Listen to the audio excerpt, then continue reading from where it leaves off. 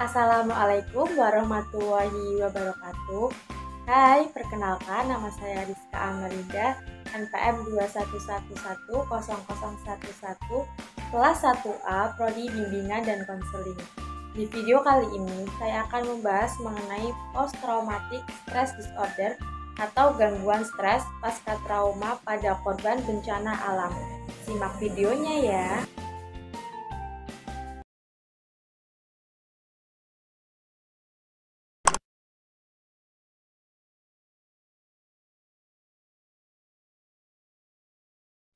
Post-traumatic stress disorder atau gangguan stres pasca trauma adalah gangguan mental yang muncul setelah seseorang mengalami atau menyaksikan peristiwa yang tidak menyenangkan. Bencana alam yang terjadi di Indonesia terbagi menjadi dua, yaitu bencana yang berasal dari alam dan bencana dengan adanya campur tangan manusia. Contoh bencana alam yang berasal dari alam adalah gunung meletus, badai dan tsunami, dan contoh bencana alam dengan adanya campur tangan manusia adalah kebakaran dan banjir. Bencana alam tersebut disebabkan manusia mengubah sistem ekologi yang sudah ada. Ada beberapa reaksi umum yang bisa terjadi pada seseorang usai selamat dari bencana, antara lain perasaan yang intens atau tak terduga. Korban bencana mungkin akan merasa cemas, gugup, kewalahan, atau sedih yang mendalam. Mereka juga mungkin merasa lebih mudah tersinggung atau murung dari pihak. Perubahan pola pikir dan perilaku. Korban bencana mungkin akan terbayang peristiwa itu dengan jelas. Ingatan ini dapat terjadi tanpa alasan yang jelas dan dapat menyebabkan reaksi fisik seperti detak jantung yang cepat atau berkeringat. Sensitif terhadap lingkungan. Suara sirene, suara keras, bau terbakar, atau kondisi lingkungan lainnya dapat merangsang ingatan akan bencana yang menimbulkan kecemasan yang meningkat. Ketegangan pada hubungan interpersonal.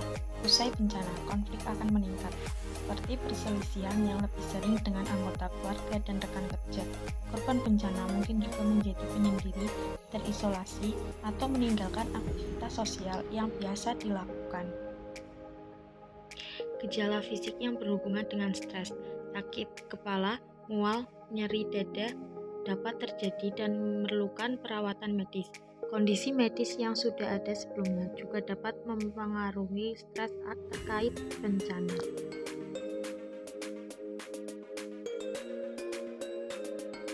Yang pertama, beri waktu untuk menyesuaikan diri. Masa-masa setelah bencana bisa menjadi momen yang sangat sulit dalam hidup.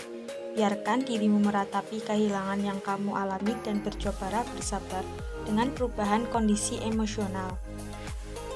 Yang kedua, minta dukungan. Penting juga untuk meminta dukungan dari orang yang mau mendengarkan dan berempati dengan situasi yang kamu alami. Dukungan sosial adalah komponen kunci untuk pemulihan pasca bencana. Keluarga dan teman bisa menjadi sumber penting. Kamu juga dapat menemukan dukungan dan kesamaan dari mereka yang juga selamat dari bencana. Yang ketiga, komunikasikan pengalamanmu. Ekspresikan apa yang kamu rasakan dengan cara apapun yang kamu rasa nyaman.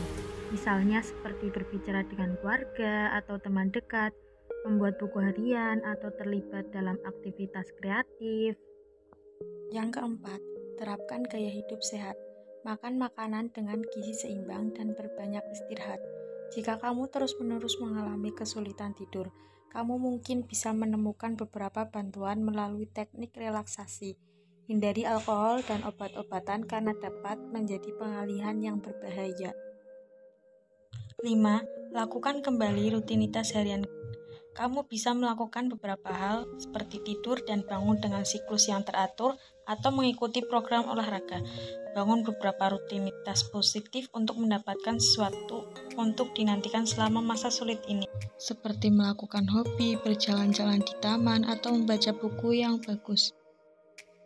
Penting untuk disadari bahwa mengalami gejala seperti post-traumatic stress disorder setelah mengalami peristiwa traumatis adalah hal yang sangat wajar.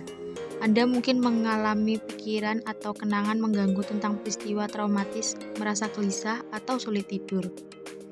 Gejala-gejala ini dalam banyak hal merupakan reaksi alami tubuh saat terpapar dan berusaha bertahan dari peristiwa yang sangat menegangkan.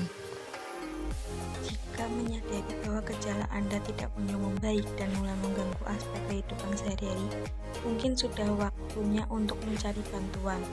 Semakin baik apabila Anda berbicara dengan seseorang, terlebih jika orang yang ajak bicara adalah seorang profesional di bidang kesehatan mental yang berkualifikasi.